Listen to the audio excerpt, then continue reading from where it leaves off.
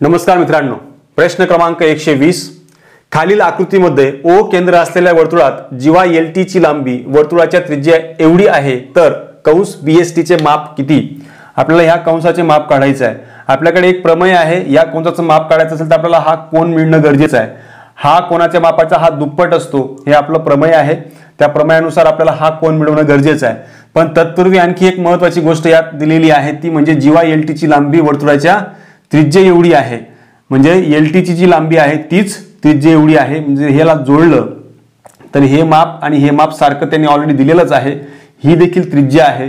म्हणजे हा जो त्रिकोण बनलेला आहे, त्रिकोण OTL हा समभुज त्रिकोण बनला आहे।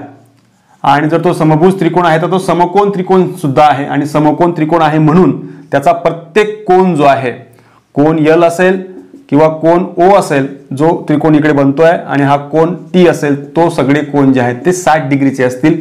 म्हणजे हा कोन आपल्याला या ठिकाणी मिळून गेला, तो आहे 60 डिग्रीचा। त्याच्या समोरचा हा कंस आहे। म्हणजे आपण शिकलेलो आहोत की कंस कोन BLT त्याच्याच अंतर हा तयार झालेला कंस असल्या कारणाने त्याचं माप जे आहे ते 1/2 कंस BST एवढं असणार। हा सुद्धा आपला प्रमेय आहे। आणि ह्या प्रमेयानुसार या ठिकाणी जर तुम्ही किमती ठेवल्या तर 60 ठेवला, हा 2 इकडे त्यांना गुणिले झाला तर तुम्हाला कंस BST चं जे माप आहे ते मिळतं आहे।